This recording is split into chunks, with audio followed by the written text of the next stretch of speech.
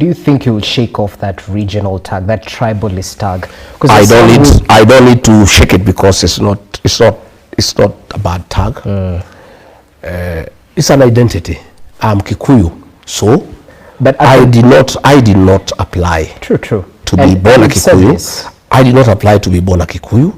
There is no crime I've committed by being Kikuyu. And there is no crime I'll commit by loving my people. There is no crime I'll commit by asking our people that we be united, because that's what all other people are doing. But it is only bad when it's done by the mountaineers.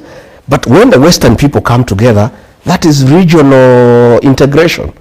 But to those who question your ability to rise above regional politics, to lead a country from a national point of view, not a regional point of view, well, what do you tell them? Rogers, I want to ask you, when I called a press conference in Mombasa to divert the Gen Z when William Ruto and the government were killing them, those Gen Z, were they Kikuyu? They were the children of Kenya. That is nationalism. When I was deputy president, I made sure that people of northeastern Kenya, nobody died from hunger. I have been to Mandera, to Wajir, to Garissa, distributing food, making sure the people of those regions are secure. When I defend the payslip holders, you know the payslip holders, their payslips have been impeached by William Ruto. They are very helpless. Their purchasing power has been eroded, and that is why the economy is crumbling. Because when you erode the payslip, that's the middle class, you diminish their purchasing power, then nothing goes on. There is no money in circulation. And I am saying we must form a government to rescue the payslip. We must dignify the payslip.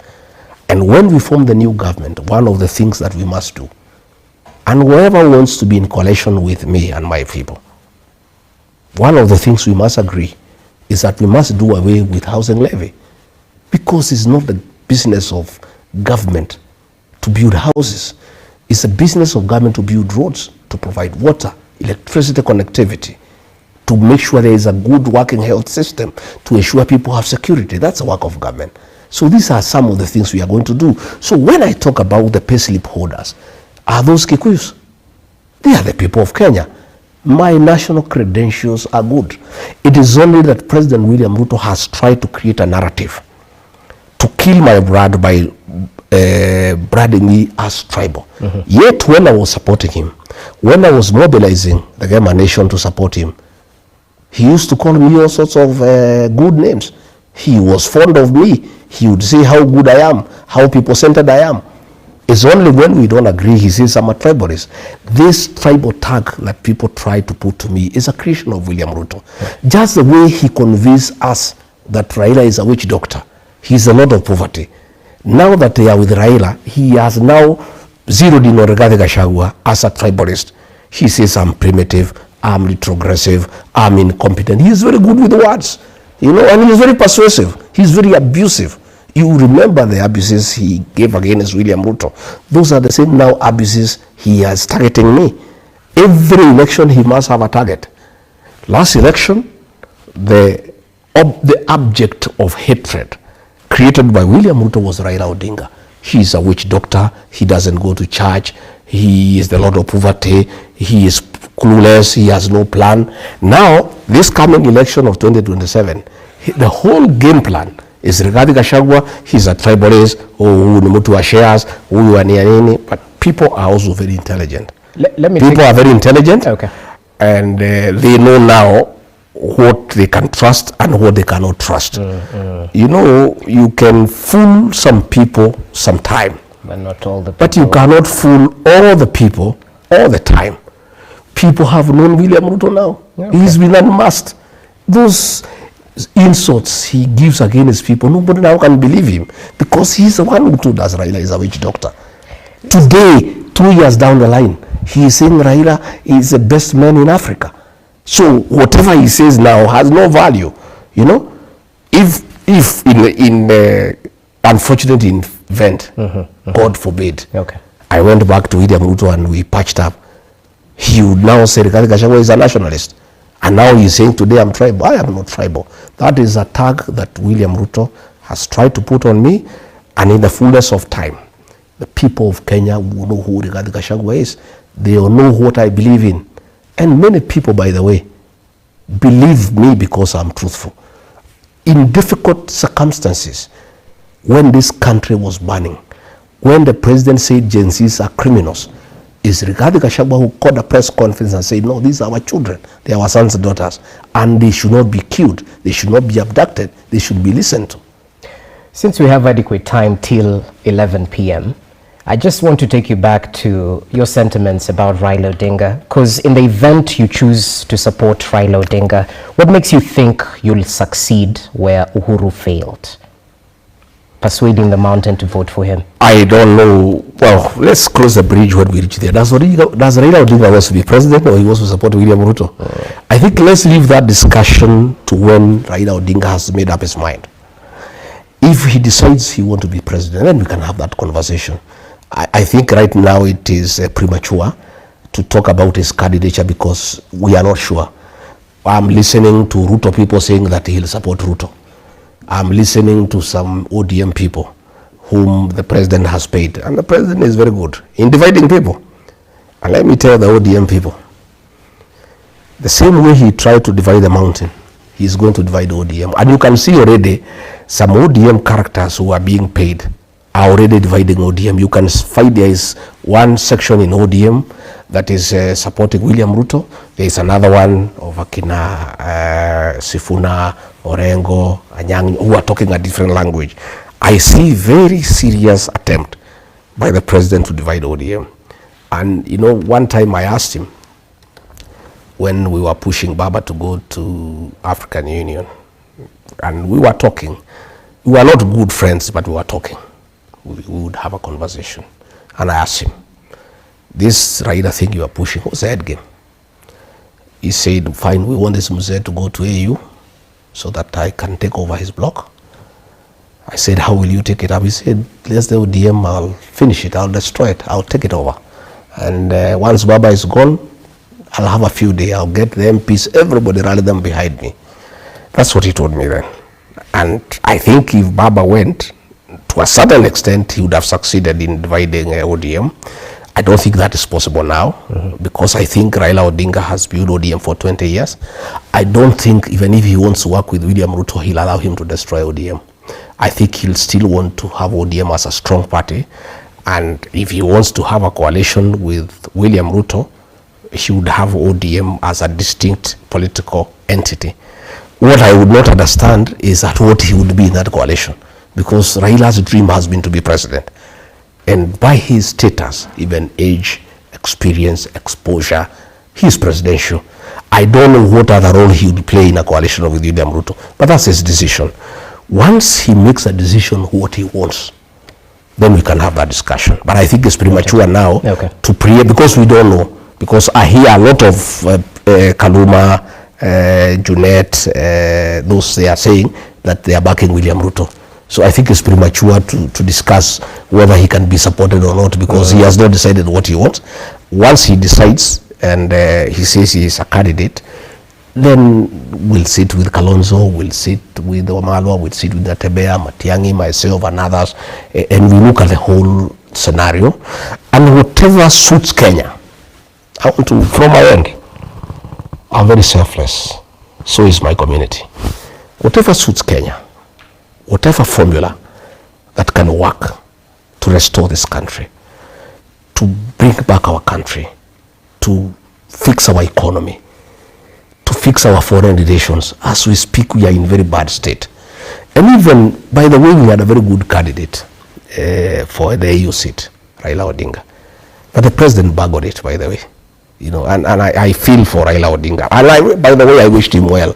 And honestly, from the bottom of my heart, I really wanted him to be the AUC chairman so that he can have a dignified exit. This is a man who has gone through hell. He has been in detention for 8 years. He almost lost his family. He's a man who has really struggled. He was championed the second liberation. He has fought for democracy. He was very instrumental in the 2010 constitution. I honestly, from the bottom of my heart, felt that if he became the AUC chair, it was a very dignified exit for a man who has given his life for this country. It didn't work because the government buggered it. By the way, Had President William Ruto kept off that campaign, Raila would have been elected. All right. The minute he made, people hate projects. Not just here in the country, but even in Africa and the world. Raila Odinga was perceived to be a William Ruto project to take him to the AU to sort out his political problems in Kenya. And therefore, many African presidents had a problem with that, from what we gather. They said, we don't want William Ruto to dump Raila in AU to sort out his problems at home. So many people had a problem with that. Again, they were also not able to study the geopolitics in a proper manner and see how to handle them. Then the way the president handled the DRC issue, he rubbed many people the wrong way. Again, I don't know who advised these people. There was no need to take a cheering squad to Addis Ababa. This election is a highly diplomatic maneuver. Whispering to the ears of presidents, because it was very demeaning to African presidents to think that you can persuade them to vote for Raila Odinga by bringing a cheering squad, singing Bado Mapambano outside the hall. It was very demeaning to African presidents. So that was a diplomatic blunder. It was a diplomatic blunder. Okay. This guy who won came with only 4 people. Because these are presidents, these are people who make decisions based on many facts. You cannot persuade them by cheering, by bringing a crowd to sing around there and all that. And even many diplomats were very offended by Kenya, by the kind of show that they took there to Addis.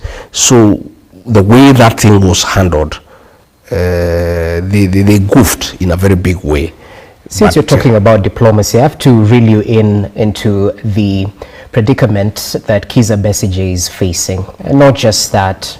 Recently, we've seen the Rapid Support Forces sort of mince their words in terms of whether they're forming a parallel government in Kenya or whether they're simply here to seek unity for the betterment of their country. What do you make of the diplomatic I think in all fairness, President William Ruto has messed this country in the international eye. He's doing all the wrong things. We have a policy of non-interference with the affairs of other countries. We cannot allow rebels who have been slapped with international sanctions because of the genocide to meet in government facilities in Nairobi. You have had Sudan now is threatening to stop our tea going to Sudan. And what is happening is that the president has put his personal and commercial interests ahead of the country's interest. That's the problem that we have. They are doing business with the RSF chief of gold that is being gotten from that area, brought to Nairobi and taken to Dubai. And you can substantiate? Yes, I can. I have one time. And, diplomatically, the president cannot invite Hamed here because he was vice president. And he asked me to invite him on his behalf. And he called me and said, sign this letter, invite Hamed here, because I want to have a discussion. When was this? Sometime 2023. Okay. And I did invite Hamedi and welcomed him and delivered him to the president. There was nothing about Kenya. They were just discussing business, about gold, about such other things. You were in that meeting? No, I introduced him and then I was told to leave because it had nothing to do with Kenya. How do you know this then? No, I'm saying if it had anything to do with Kenya, I would have sat through the meeting. But I'm the one who, after they were through, I'm the one who took him to the airport and I inquired and they are doing business. So it is putting Kenya in very bad light. Very, very bad light. And President William Ruto must accept that he will not be president forever. He cannot destroy this country and the way we are perceived by other nations. He must be a nationalist. He must rise above personal and commercial interests and put the country first. That group has been flagged by the international community and sanctions have been slapped against them for genocide and killing of children. But again, thinking about it, there's a saying that birds of the same feather flock together. They are killing children in Sudan, we are killing children here. So again, there's convergence. I think birds of the same feather flock together. But we are looking very bad. DRC, we have handled it very badly. And in fact, I am told many African presidents are unwilling to get involved in peace initiatives led by President William Ruto because he is conflicted in terms of personal and commercial interests that he has put above national interests. All right, let's come back to the country. I'd like your take on the formation of IEBC because there seems to be progress after quite some time.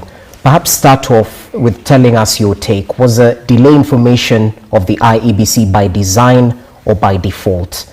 Thereafter, what do you make of the process? The delay was by design. President William Ruto wanted the conclusion of the AUC bid before IEBC can be formed, because you know the changes that were made in parliament, there is participation of political parties. He wanted to be certain that they are on the same side with the Raila ODINGA so that they can agree on the formation of an IEBC commissioners that are friendly.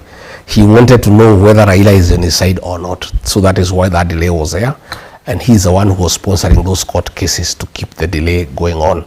But I think after the international community raised the issues, he reluctantly allowed it to go on.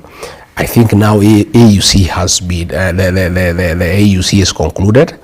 I think even the discussions in Mombasa is trying to see whether he can be on the same side with Raila ODINGA, so that probably if they are on the same side, they can agree on the commissioners that will be appointed. That's the way I see it. Okay. Just take you back to the matters of diplomacy. Now that the United States is withdrawing its funds because President Donald Trump seems to put America first, can we survive on our own? It's not easy.